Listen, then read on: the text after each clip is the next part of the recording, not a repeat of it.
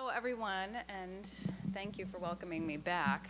And is it okay if I take this out and sort of do like that? I just hate to kind of stand behind a podium. So, as Molly mentioned, I actually did teach in the program during the first year, and I am a big fan of this program. As a curator of contemporary design at Cooper Hewitt, which is the only museum in the country focused exclusively on historic and contemporary design, I can't tell you enough how important it is to have critical writing and journalists who are focused on design. So I absolutely love what you guys are doing here in the program. And as Molly generously mentioned in her introduction, I have recently focused on an exhibition called Joris Laarman Lab, Design in the Digital Age. And I will be touring some of the students from the program through next week. But what I wanted to do tonight was really take a deep dive with you into the exhibition and unpack a lot of the processes and underlying intent behind a lot of the design. A lot of what Joris is doing is really calling our attention into how we are transitioning into the digital age. So if you consider the large spectrum of kind of our march forward into the future, we are living in a really interesting time right now where we very much have one foot in the industrial era still, and we have one foot in the digital era. And what Joris is doing is exploring what that means as far as design and what that will look like. So one of the things I always want to call people's attention to is the fact that Joris is calling his practice a lab. He's not calling it a studio. He's not calling it a workshop. He's calling it a lab very intentionally because he's very inspired by not just design, but by science and biology and physics. And in the lab, they employ almost 30 people that are everything from craftspeople to blacksmiths to coders and programmers. And in many ways, use the computer as another collaborator in their practice. And one of the things about Joris's practice that is, I think, so interesting is how he's always kind of turned on its head what are accepted norms, let's say, at the time at which he creates them. Reinventing functionality was actually the project which got Joris a lot of attention when he first graduated from Design Academy Eindhoven in 2003. And it looked at this idea around functional ornament. So this is when he's first graduating, and he created this heat wave radiator. And why does my thing keep zonking out? Okay. So he created this heat wave radiator. And what's interesting to think about is that this is a radiator created in 2003. He was a student of Gijs Bakker, who, of course, was a founder of Trug Design. And one of the major tenets of Trug Design was that they very much sought to rethink everyday objects. So Joris sought to rethink a banal radiator. And up to this point, radiators typically have a very kind of streamlined form, are very geometric and whatnot. And there, of course, is this dogma or almost this tyranny of modernism that form had to follow function, and function in many ways wasn't about ornament. It was about these streamlined forms. And so what Joris ultimately did was turned that completely on its head and came up with this crazy, Baroque, exuberant form.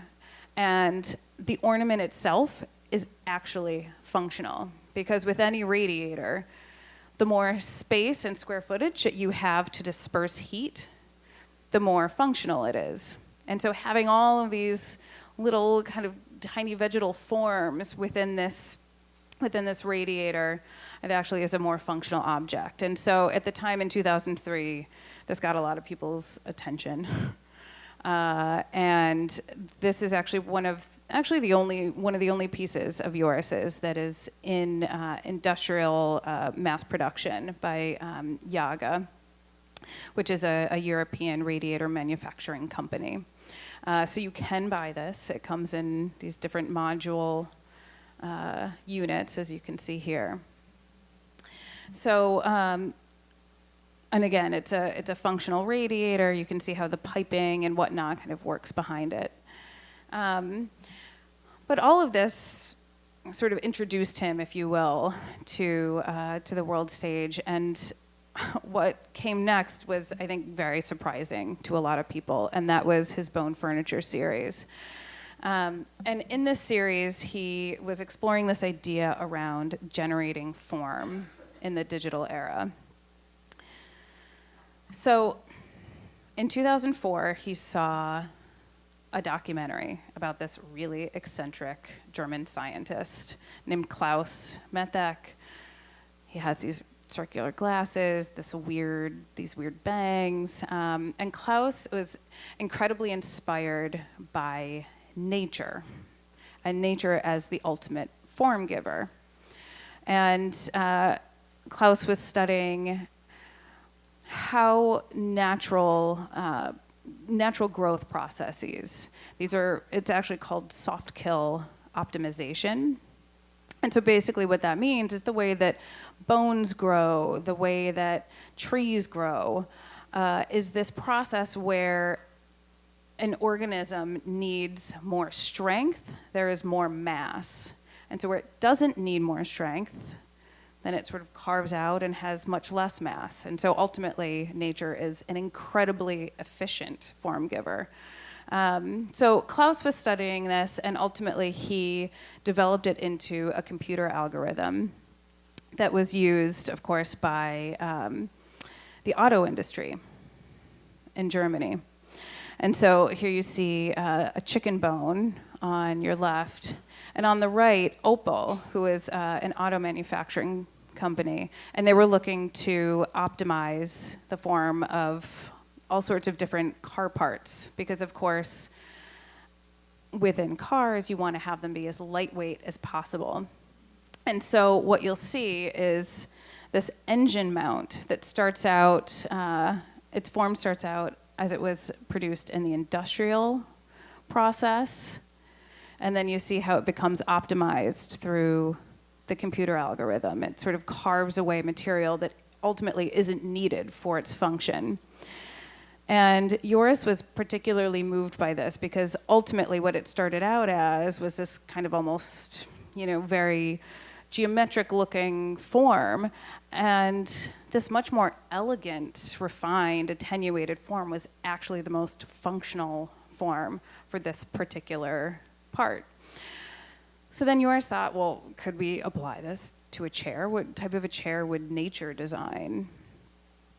So he got his hands on this computer algorithm, and ultimately he and his team adapted it. And by putting into the computer the parameters for a chair, so you start out, imagine like a blob, if you will, in the computer, and you put in the parameters for a chair, that it should have a back, it's going to have a seat, it should hold, let's say, 350 pounds. And what is the material performance going to be? This is going to be made out of aluminum. So entering all of that into the algorithm, then basically he hits go, and the algorithm itself carves the form, digitally sculpts the form of the chair.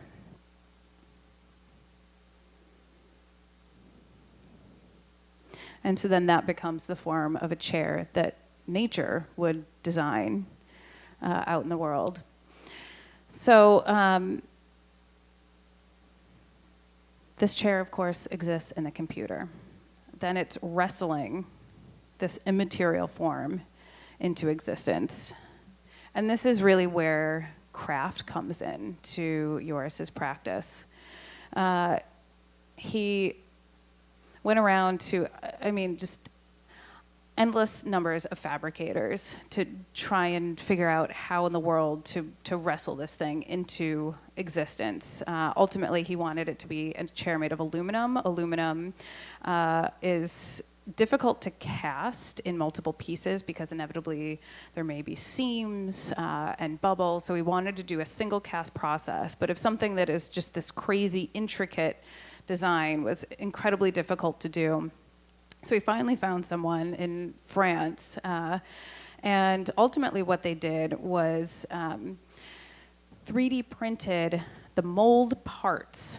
And so I have an image of another piece that they did this for to clarify what it was. But there were kind of these small parts that they then assembled together and stacked it into this form. And then they poured the molten aluminum into the top and cast it in a single cast process. And so it kind of comes out of the cast like this, and then takes hours upon hours of handwork to polish it and smooth it off, and you end up with this just unbelievably beautiful chair that is seamless, has just no derivations in it whatsoever. And this chair in particular came out in 2006. I actually remember when I first saw this chair. And it really was a moment in design history. It's one of these chairs that marks this point in the digital era, and it's something that we will be talking about in 100 years and in 200 years. And even in the exhibition, when we were unpacking the crate for this chair, I was like so excited to see it again. Curators, we can get a little dorky just about objects.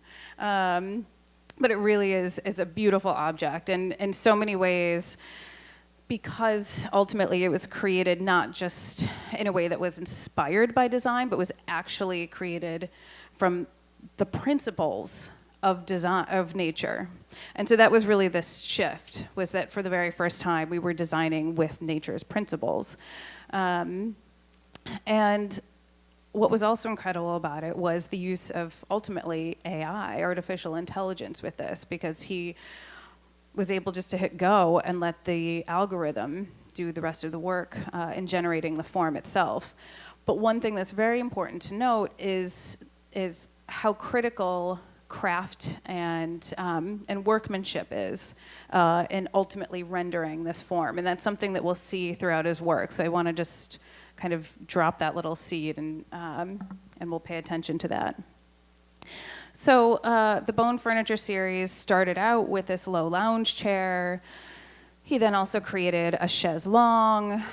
So here again, you can see how it ultimately started in the computer, and then it digitally sculpted in the same way and resulted in this form. The chaise longue was fabricated in a polyurethane rubber, and it actually almost glows. It's so beautiful. And then he's also created an armchair. Here you can see the mold parts that I was mentioning. And so each part of these molds is 3D printed, and then it's all assembled together. So there is an incredible amount of handwork that's involved in it. This is the mold for the rocker. You can see all the parts, and then ultimately they would flip it upside down and pour, it was a composite of resin and marble inside. And so here you can see the armchair, which is the composite of resin and marble, with the aluminum bone chair. And what's interesting to also point out is you notice how the struts themselves are different sizes, and that's because of the material performance of the aluminum versus the material performance here also impacts how the chair ultimately is rendered. And the other thing, too, which is interesting to note, is that despite his working with these very new principles at this time, again, this is 2006, this chair ultimately looks a lot like a piece of Art Nouveau, right? It's got this very vegetal, organic-looking form. I mean, there's something which is strangely familiar about it. Totally, right? And yeah, and Paris, I mean, in Art Nouveau, absolutely. And it's something also that we find throughout Joris's work, is that even though he's working with a lot of these kind of new principles and new fabrication processes and whatnot, there still is something familiar about the forms to us. And in many ways, I think that some of that, to a certain extent, is intentional on his part. Is it, I think of him almost as domesticating the digital, that it's not so far removed from us, but it looks familiar enough that we're not afraid of it. So one of the next projects then that he created was this series called Digital Matter. He was exploring resolution in three-dimensional objects, which is kind of crazy, but follow me on this story. So he was commissioned by the High Museum of Art in Atlanta to create a series of furniture for the future. And so at the time, he was really inspired by programmable material. This is around 2009, 2010. He was looking at the work of scientists and researchers at MIT and at Cornell. And programmable material ultimately, as you can see kind of in this inspirational video, is material that is able to be assembled and disassembled and reassembled in multiple ways. And oftentimes, they look like cubes in ways. And so here you can see a visualization of what things could be in the future, that if we're able to just easily manipulate material, we can change it into anything we want.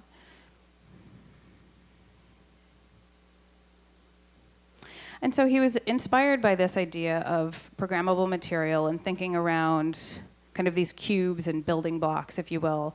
And in the digital realm, these are called voxels. And a voxel is a volumetric pixel. So starting here with a video game, I don't know how many of you are familiar with old Atari games and early Nintendo games and whatnot. And of course, these are very pixelated, and a pixel, of course, is basically a square, right? And they're all very low resolution. So a voxel is just a volumetric pixel. So it's a pixel that's in 3 dimensions. It's a cube, basically. So Joris took all of this as his starting point, and he was inspired by Nintendo. The one thing I failed to mention is that Joris is a mere 37 years of age, which is incredible to consider the breadth of his work. So he very much grew up playing Nintendo and Super Mario. And so Super Mario, of course, is a very popular video game series that came out in 1985. And when it first came out, it was kind of in these 8-bit graphics, very low resolution, but super cool. I remember when this came out. I played it all the time. I loved it. And at the time, I don't know if anybody remembers, you couldn't turn off your Nintendo set, because if you turned it off, it would like lose its place. You couldn't save where you were. Oh. Anyway, the other thing, actually, and I do have to point out this one little fun fact, which I discovered when researching the exhibition. The reason Mario is a mustachioed Italian plumber was because when they were initially designing Mario in his 8-bit pixelated character, they needed a way to differentiate the nose from the mouth and to create an ear. And so that was why they gave him a mustache and a sideburn. And then that character just stuck. And is now incredibly iconic. So it's funny, it was a design constraint, which is so often why these things happen. They're not necessarily arbitrary. So anyway, Joris is really interested in this idea of thinking around pixelation and resolution, and how ultimately, as the pixel size gets smaller and smaller, the image gets much more highly resolved. So he then took this into the galleries at the High Museum of Art and created a series of tables. And the tables were assembled by a robot arm, which you see here, and they lovingly named the robot Abby. I don't know why. And on one plinth, they had just a stack of voxels. And then the robot arm, according to a blueprint in a computer, would take one of the voxels and would assemble it onto the other plinth in the form of these tables. And what you'll see here, the table is being assembled on the top. So it's being assembled upside down because it needed a strong base. And so here you can see it'll pick up a piece of the voxel. And so the one thing which is interesting to note is this is actually an adhesive that is being applied. And so when they had created the first table, you can see a table there in the background. When they had created one of the first tables, the voxels are ultimately rare earth magnets. They're geodymium rare earth magnets. And if you've ever played around with a rare earth magnet, if you get that thing turned around and the polarization is off, they're really hard to figure out, to go back into the right place. And so ultimately, they created the first table still with the magnets magnetized, and it was really, really difficult. And so ultimately what they did then was they went back and experimented with different ways to demagnetize these voxels. And they discovered that if you heat up a rare earth magnet to something crazy, like 300 degrees Celsius, it actually demagnetizes it. And so then they were able to just use an adhesive, an epoxy, and then they were able to glue the remaining two tables. And so ultimately, each of the tables are created from different size voxels. And so maybe you can see it here where it starts out with a 10 millimeter size voxel, and then they created the same table using the same blueprint with a 5 millimeter size voxel and then a 2 millimeter size voxel. And so ultimately what you can see within each table is how the resolution increases as the pixel size decreases in the same way. And it's really quite remarkable to see this series of these three tables kind of marching along.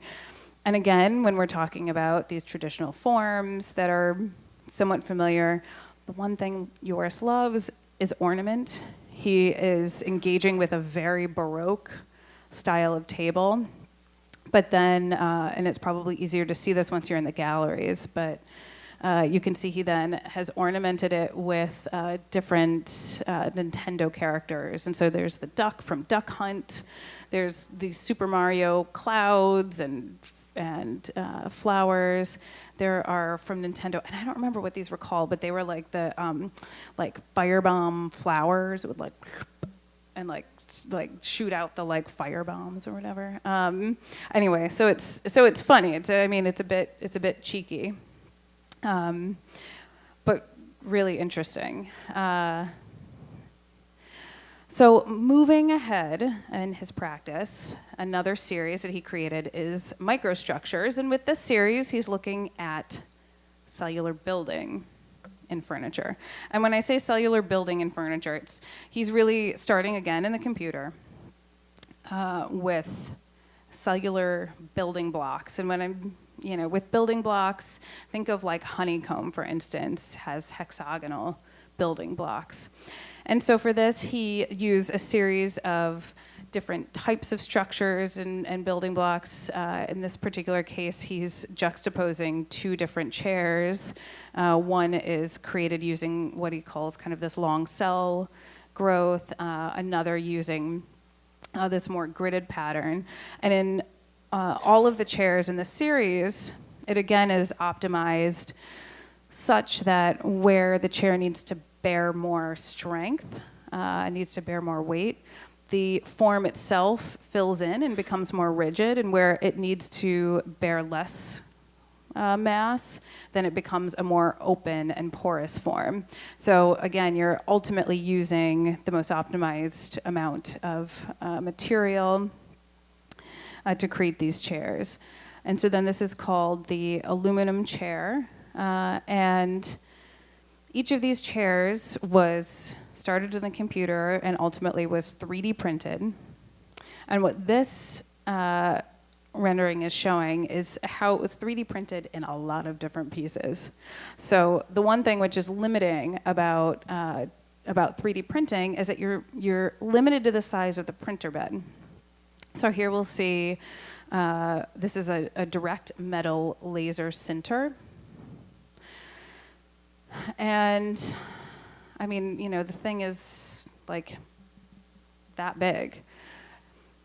And so ultimately the chair was printed in, I think, 17 different pieces. And so you'll see it happening now. And this is all powdered aluminum.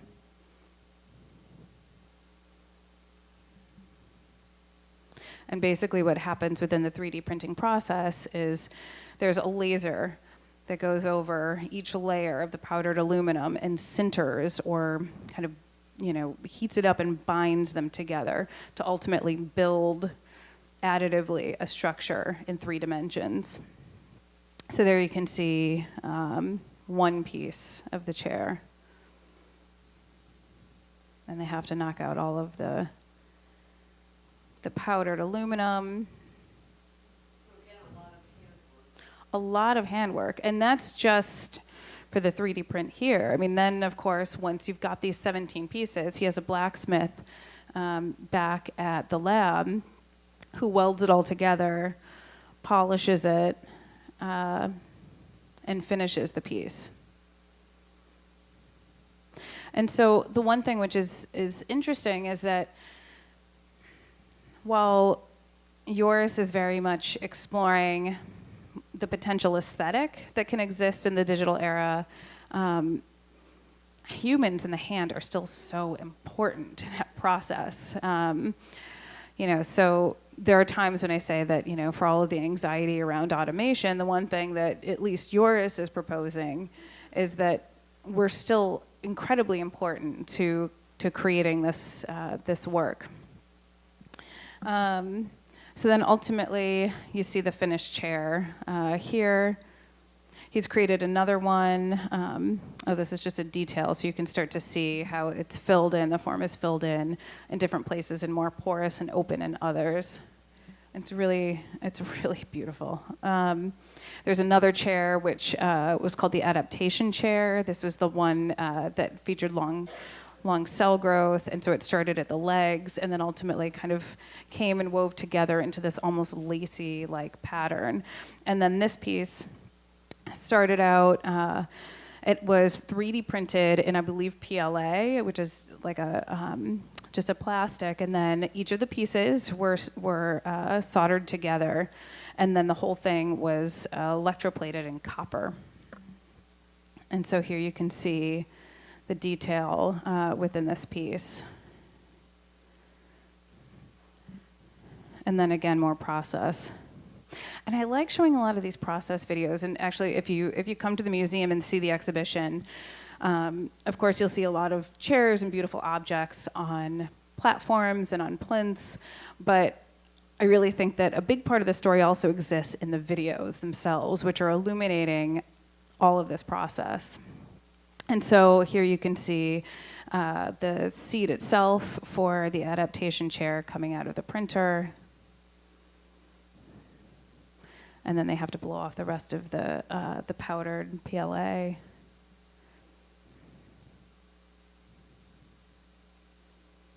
You know, so I think that 3D printing oftentimes has,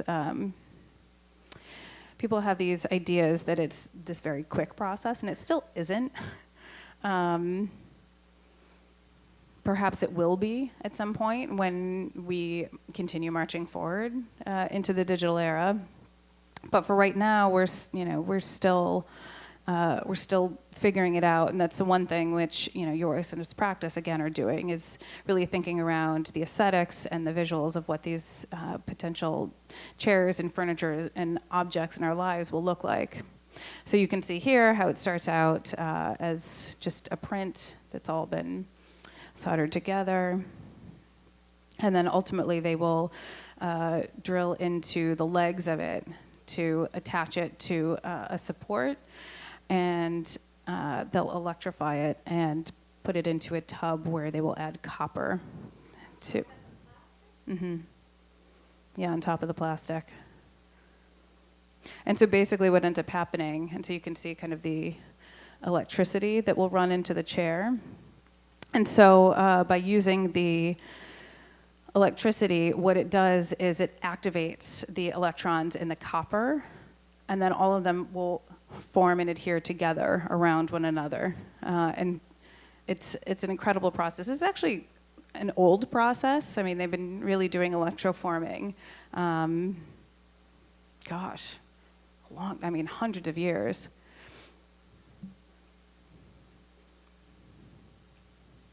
And so then there's the copper chair. And it's a process that is also not totally unlike lost wax casting, of course. So again, using like a wax form that then you would cast on top of or electroform.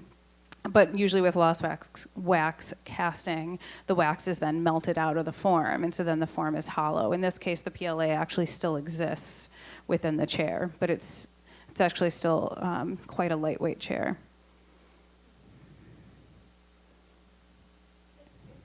Mm-hmm. What's that? Is the copper chip-proof? Chip-proof?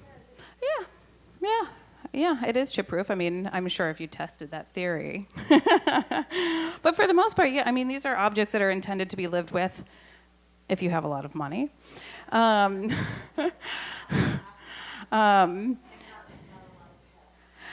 perhaps not a lot of pets or young children. Yet another series then that Joris is working on is his Maker Chair series. And with this particular series, he was interested in this idea of looking at democratizing production. And this is something which 3D printing and maker technology and the maker culture is really trying to sort of march forward. And of course, maker culture itself, it's dedicated to kind of a DIY, do-it-yourself mentality, hacker mentality that is enabled largely in part by the fact that 3D printers are coming down in price and in size, and a lot of us are able to have them in our house. Although, does anyone have a 3D printer here? Oh, we've got one. That's great. So, I mean, ultimately, they are accessible. There are these 3D printing hubs that exist all over the place and in our neighborhoods and whatnot. But the one thing that Joris has been frustrated about is the fact that a lot of the aesthetic around 3D printing is still sort of, let's just say it's driven by an amateur zeal. And a lot of the objects then they reflect that zeal. And so he really wanted to mature the aesthetic. And so he created this series of maker chairs. Again, they're a limited edition series. Ultimately, there are 12 of them altogether.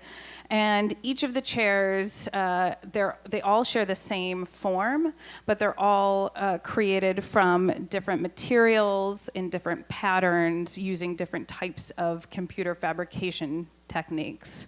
So you have obviously some diamond chairs, there's a puzzle chair, there are kind of these striated chairs. And each one of these, again, because of the limitations in 3D printers or even in CNC mills and whatnot, they're each created in these small pieces that then have to be hand assembled. And here you can see one of those chairs. One of the things, though, that is really unique to this way of even just generating the form in the computer, starting out with that form in the computer, is that it's easily translatable to different types of objects. And so you can start out with a chair, and then you can, again, in the computer, easily manipulate that into a table or into a love seat or whatnot. Of course, then rendering that and wrestling it into the real world is a different question.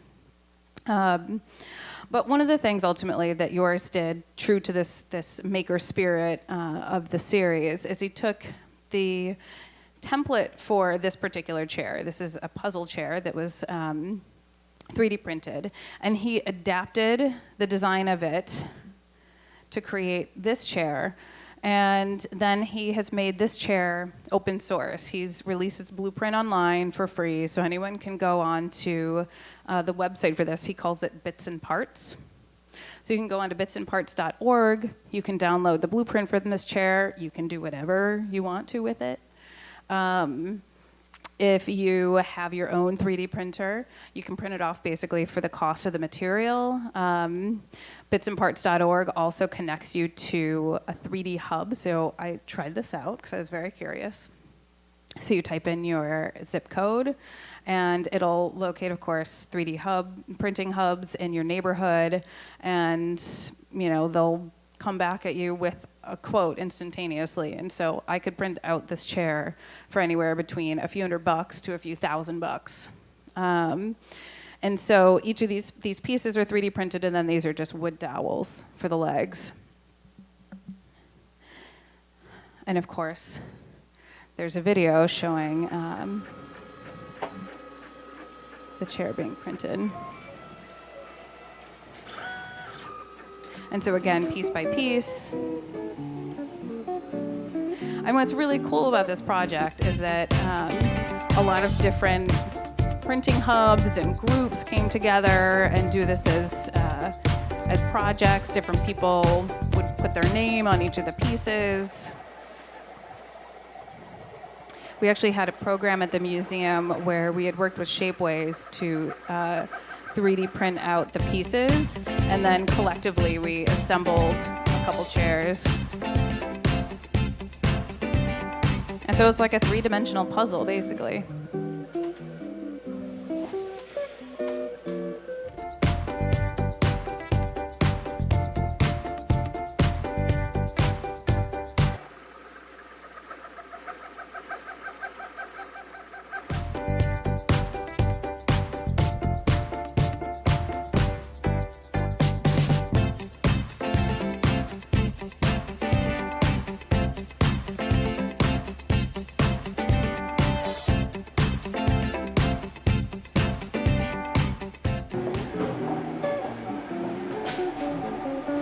So here this guy sort of trepidatiously sits on it.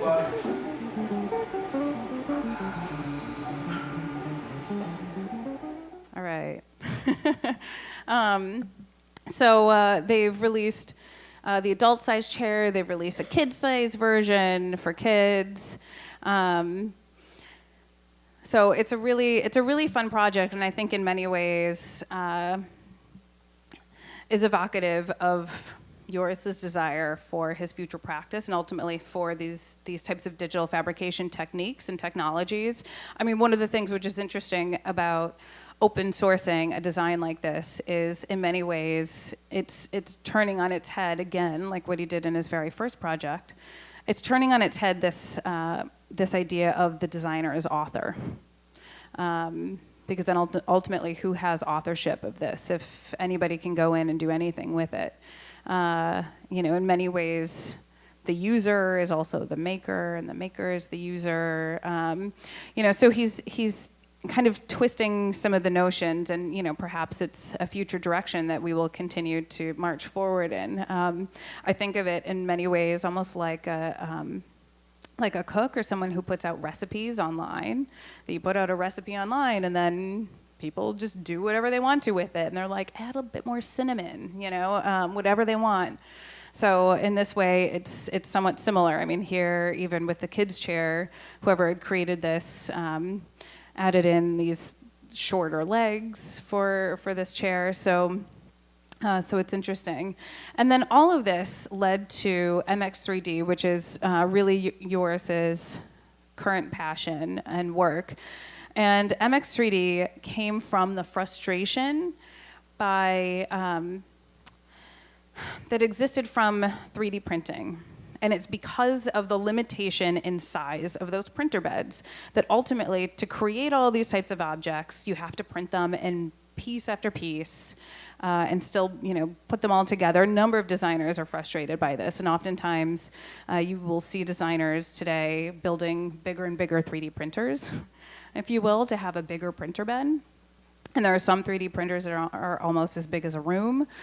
And so this was something then that Joris and his team at the lab really started kind of playing around with.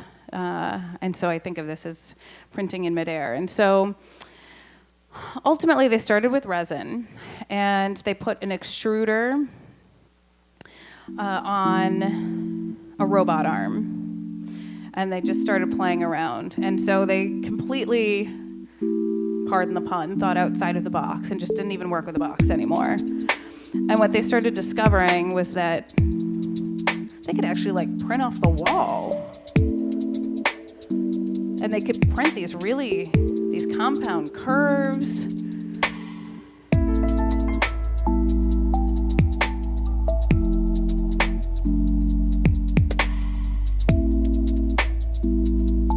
And so it's funny to see these sort of early videos of this because, I mean, they're just playing around. I mean, they have no idea really what they want to create with this. I mean, this is totally new, something that really hadn't existed before, but it was fun.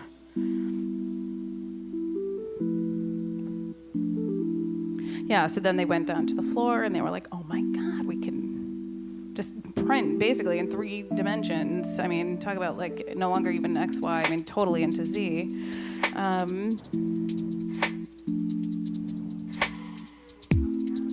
So this is currently resin.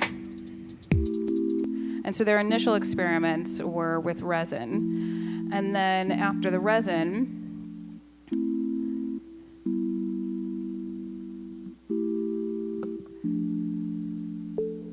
gratuitous shot. So then after the resin, they started experimenting, well, this is, I think, different colors. They were experimenting with, again, they were just having a lot of fun with this.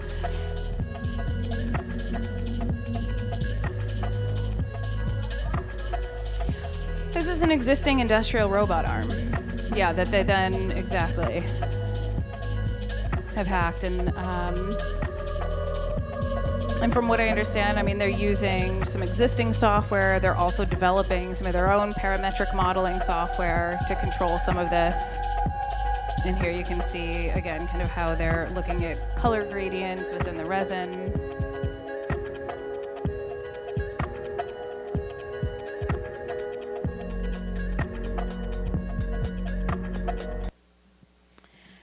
And then they stumbled upon metal. And so then this was really something that seemed to have much more viability than necessarily just the resin printing. And so using the same robot, but then attaching an advanced micro welder onto the arm, they're able to print metal structures in midair. And so then you can see in the computer how it's controlling this compound curve and how they're able to just completely mimic that in midair. Again, off the wall, just because they can. Why not? And so what was interesting was they were developing this technology. Ultimately, they ended up partnering with a number of technology companies, Autodesk, Arup, Lenovo, and others who invested in this. And here's the long list. And they've started their own company called MX3D. And they moved into their own space. And one of the things that they first did was to create a series of benches. And again, because this is really a new kind of first of its kind digital fabrication process, the aesthetic was wide open. And what was really interesting was the fact that you could get this almost mesh-like self-supporting form. And so using parametric modeling software, they were able to develop these really swoopy forms that aren't totally unfamiliar to us. I mean, I think we've been seeing these since the 90s with like Greg Lynn and Zaha Hadid and others. But to have this as something that is 3D printed in metal in midair is really kind of insane. And this is the piece that we have in the exhibition, this particular bench. And so then one of the things then that they're doing is looking to take this into the city scale with the first 3D printed pedestrian bridge, which will be going over a canal in Amsterdam. This is very much a romantic animation of what it potentially could be. This is not real. Those people over there aren't moving at all, but it's a really compelling example of how integrated they see technology and digital production moving in and integrating into our lives. And this also is a rendering. This is not real. But this is ultimately their goal for it, was that you would have the robots themselves on top of the bridge, printing the bridge in situ. I mean, that's ultimately the promise of what this technology offers. And here is the MX 3D workspace. It's based in Amsterdam in the Netherlands. They have a number now of different robot arms. They're constantly experimenting and whatnot. And they have been developing the design of the bridge in this particular location in Amsterdam. And so here you can see how they're using all of this advanced modeling technique and whatnot to create the bridge and the design of the bridge. And so really, studying different stress lines and stress points.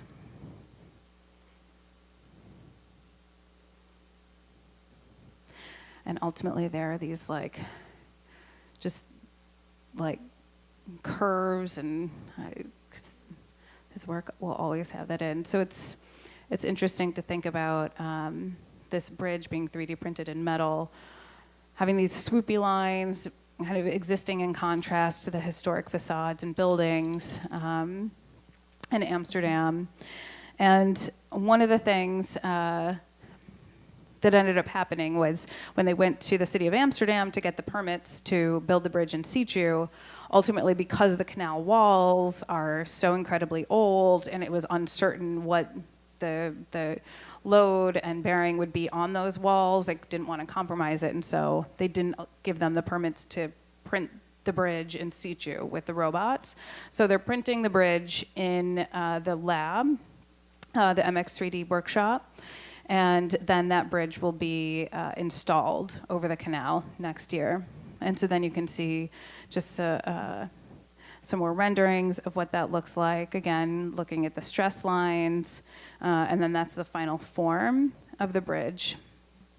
And in many ways, the bridge itself is almost like a proof of concept, if you will, for what this technology potentially can do and how it can exist at the city scale. And MX3D and Joris ultimately see this moving into even the building scale at different points. And so this is as incredible and experimental as some of his other work is with this furniture and whatnot.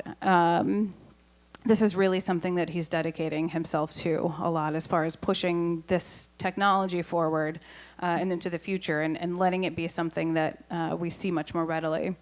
And so here's a bird's eye view of the bridge itself. The one thing I will also mention is that at the museum, if you come and visit us, we have these small cards, and we've developed an augmented reality app with the card. And so the card, in a way, acts as a marker. And so when you point your phone at it with the app open, you can see an animation of the bridge. It's kind of wild and cool, and it was the first time I've really ever done anything with augmented reality, so it feels like, like a weird computer program from the 90s, but it's fun. And then ultimately, what you'll see at the exhibition as well is this full-size freestanding screen, which is intended for an interior space or exterior space, but it was all 3D printed using those MX 3D robots and whatnot. And this represents a piece of the bridge, and it's really quite incredible to see this in person, because the screen itself, it actually almost looks like raw silk. I love that they left it actually very raw. They didn't polish it off, and so you can see some of the gloopiness from the process and the imperfections of it. But I actually really love that piece of it. This is stainless steel. So I feel like there's so much more I want to tell you guys, but for now I'm just going to pause and let you guys ask me questions if you want. Yeah? The Cooper Hewitt? Well, yeah, so right now this is all on exhibition at the Cooper Hewitt. come see the show. Absolutely. This is, yeah. You guys are more than welcome to take one of these. And so, so the Cooper Hewitt, for those of you who don't know, is located on Museum Mile up on 91st Street and 5th Avenue, a couple blocks north of the Guggenheim. And so you can see this work up there at the Cooper Hewitt, and then Joris's lab itself is based in Amsterdam in the Netherlands, is where his practice is. And you know, one of the things about organizing an exhibition like this is obviously there really is no place to come and take a look at all of it assembled in one place. That's what's really unique about these exhibitions. And so it's nice to be able to kind of see and explore these different connections between his work in the gallery spaces. And then I should also mention that after the exhibition closes at Cooper Hewitt in January, it will then travel to the High Museum of Art in Atlanta, and then it's traveling to the Museum of Fine Art in Houston. So the show has legs, which is fun. And the other two museums have a slightly larger space than what we have, so they're actually able to show a bit more work than what we were able to fit in to our gallery space. When in January is that closed? January 15th is when the show closes. Yeah. Clearly this stuff is Clearly this stuff is really expensive to produce, at least at this point, particularly the chairs. But I'm also wondering about the 3D printed bridge, and if they actually see any economic benefit, at least at some point in the future, of this type of construction. Yeah, definitely. That's why a lot of these tech companies who are for-profit companies have gotten in on this as well, because they see a lot of the potential for where this can go. You know, the one thing actually that I think is pretty interesting about this technology, and if I can go back to even here, and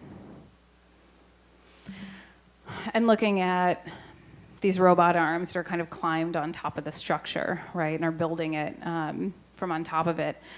It actually reminds me of the way that traditional carpenters used to raise barns by climbing on top of them and building them. And just this visual of the robots on top of the structure really, it reminds me a lot of that. I mean, but again, moving it away from this industrial era into the digital era, and using machines and robots and such to do a lot of that work. You know, the other thing, yeah, sorry. Could you address the ecological issues?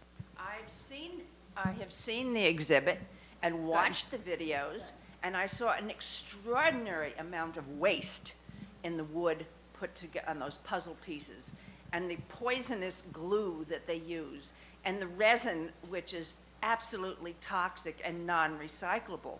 While the metals, of course, can be recycled, most of the stuff that's burned out cannot, and it is an incredible waste of wood as well. It's gorgeous, it's absolutely fantastic looking, but it seems like it's an ecological disaster.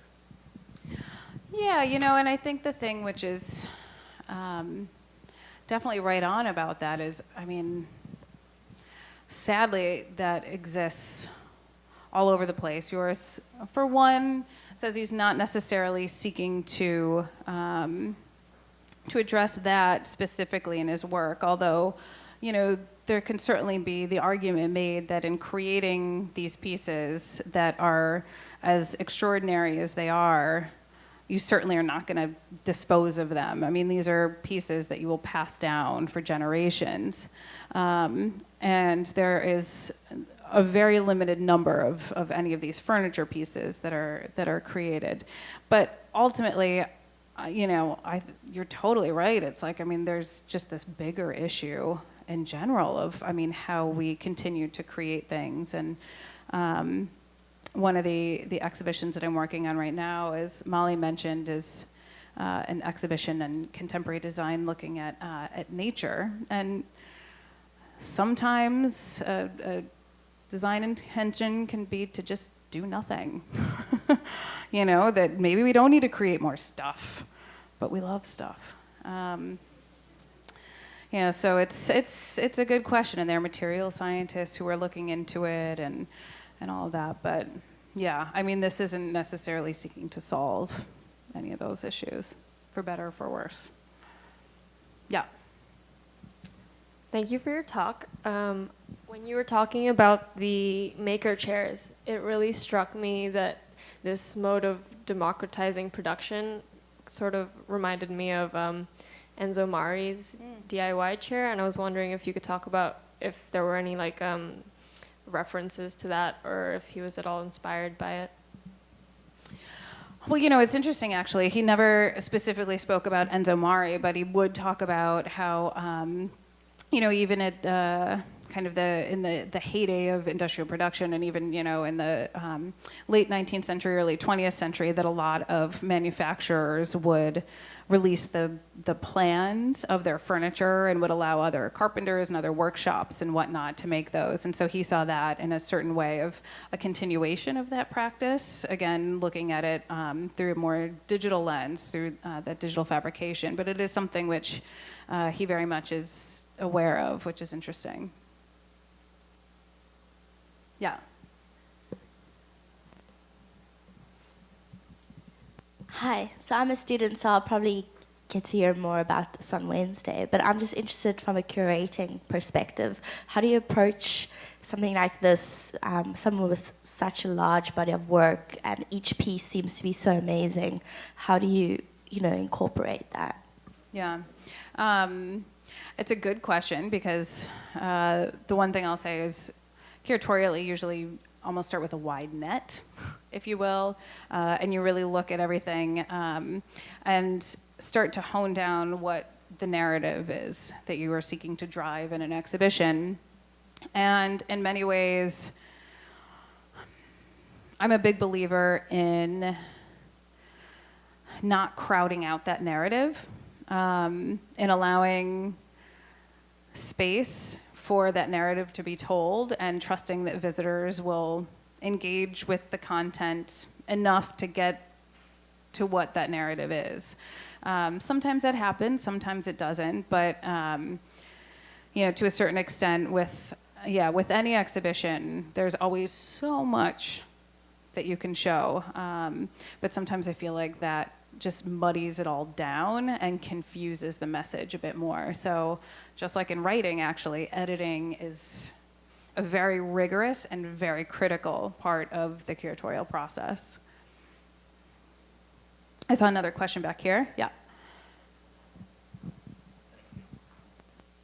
So I see two trends. One is with the democratization of the production, but on the other hand, like this bridge, talking about the romanticism of the farmer building it, but it really is companies with capital investing lots of money and removing all jobs, and that capital, you know, keeps getting concentrated and people don't have work. And is he involved in any kind of retraining of people, or looking at how that part of the economics of it would work? You know, the one thing which is interesting is that in many ways, Joris talks about the computer and digital fabrication as another collaborator with all of the other human resources that are involved in the lab. And so while I agree with you, I mean, I think that there certainly is a bit of concern in seeing robots doing everything for us, but at the same time, perhaps it is a bit in the retraining of, you know, developing all of the software and the applications. And there, at least currently, computers and the software programs themselves don't have the built-in knowledge about material performance and whatnot. And so even someone like a blacksmith in Joris's practice is incredibly critical in understanding how materials work together and whatnot. So it's interesting because what's driving some of this is also this return to a traditional level of craftsmanship and material knowledge that that we hold. So Yeah, I don't necessarily have the answer. I don't know that Joris necessarily has the answer to how all of this will play out into the future. But to a certain extent, I do like the fact that a lot of his work, you see the hand and you see people involved in all of those processes. So, yeah. Yeah.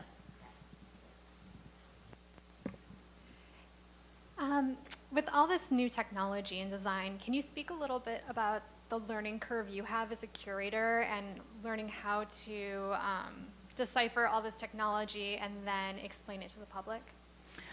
Very good question. I mean, to a certain extent, I've been following Joris's work for years, really ever since the bone chair. I saw the heat wave radiator that initially came out, and I loved that piece, but it was the bone chair that I was like, oh my God, it just was incredible.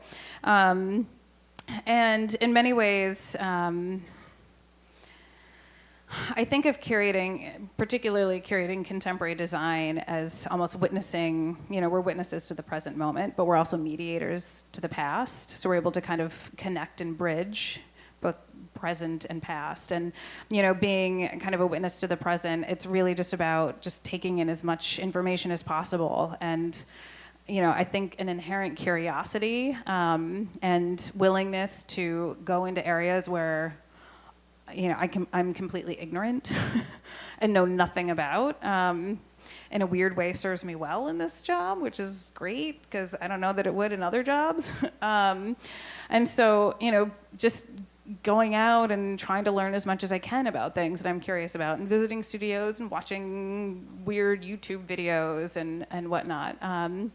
I mean, it's a type of thing that ultimately the learning sort of never ends because it just leads to the next thing, which leads to the next thing. And so I think in many ways, because I am not necessarily an engineer or a technologist by training, I don't have any of this necessarily specialist knowledge and expertise per se in what a lot of this is.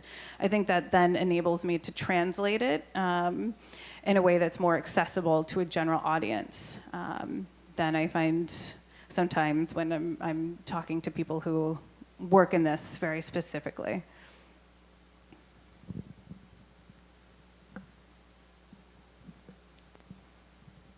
I have a question for you. So, Yeah.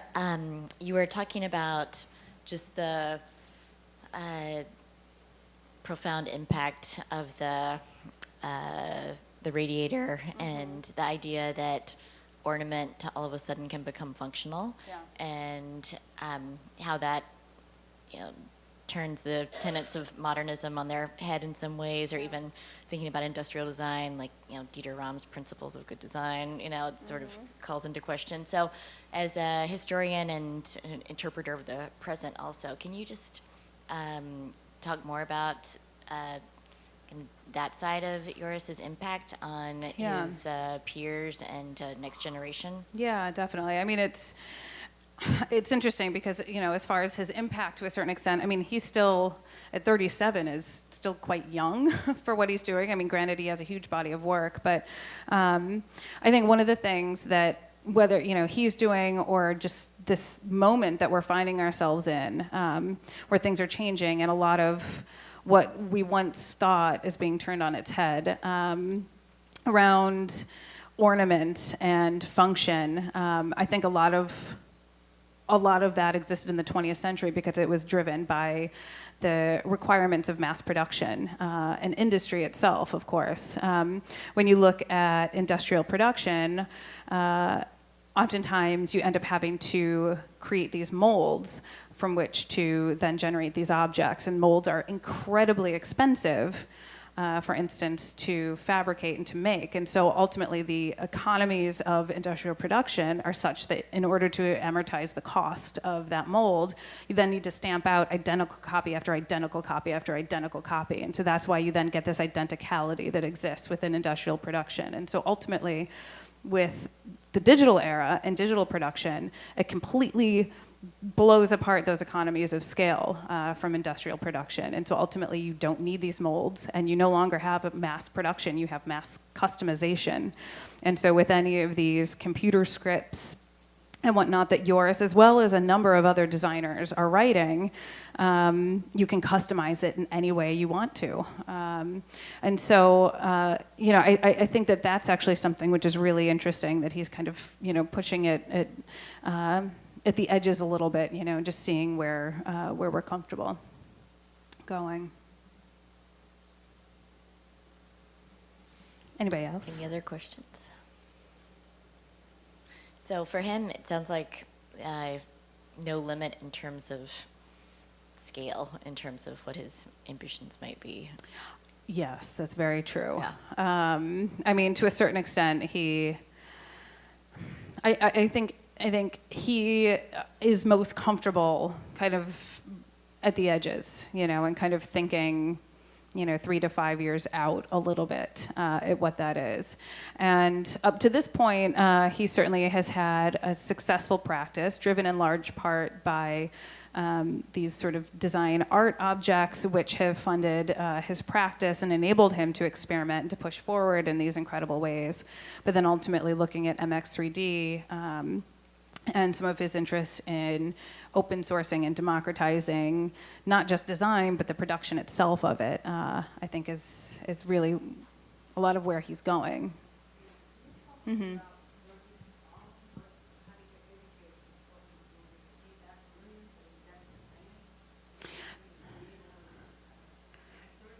I know. So the question is, where is he from? How did he come here? What's going on? He's actually, Joris is actually, yeah, do I even have a picture of him? I know, it's so funny. I'm like, oh, you know what? He actually is in, yeah, and oh, you can't see him there. Never mind. Maybe I'll go out into the World Wide Web. And pull something up so you can, Joris Laarman.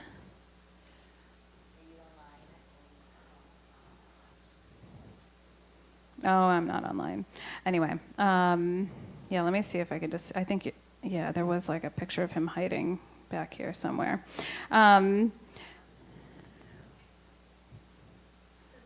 engineering background? No. So that's Joris right here.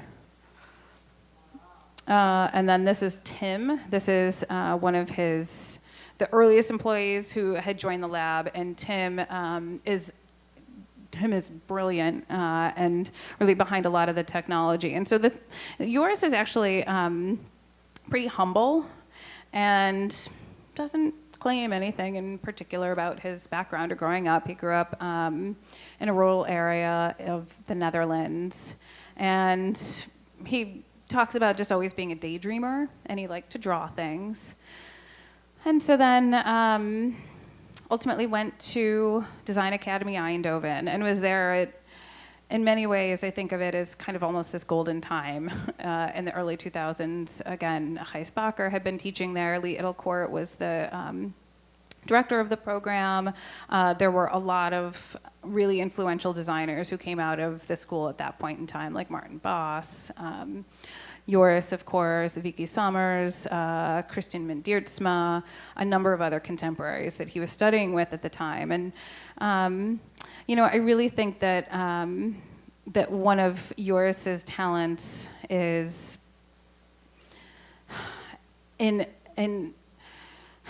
it's his ability to have this foresight and to, you know, see a video of this very eccentric German scientist and to translate that into this unbelievable chair 2 years later. I mean, he really is just able to just take all of these people and get everyone to collaborate together and think of things and whatnot. And ultimately, I mean, he always says that he is the least smart person in his lab. He's like, everybody else that he works with, I mean, they're the ones who are like really doing it and problem solving and figuring out how are we getting to this point and whatnot. But of course it wouldn't exist without him sort of at the helm of all of it. Yeah. No, he's Dutch. Yeah, yeah, he's Dutch.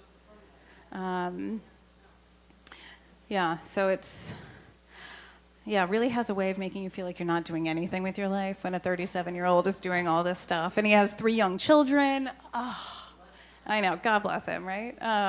No, but he's really great, and and is very inspirational, and I think in many ways speaks to contemporary practice as not really any longer existing around just kind of a solitary designer, but very much being a collaborative effort amongst a number of different people.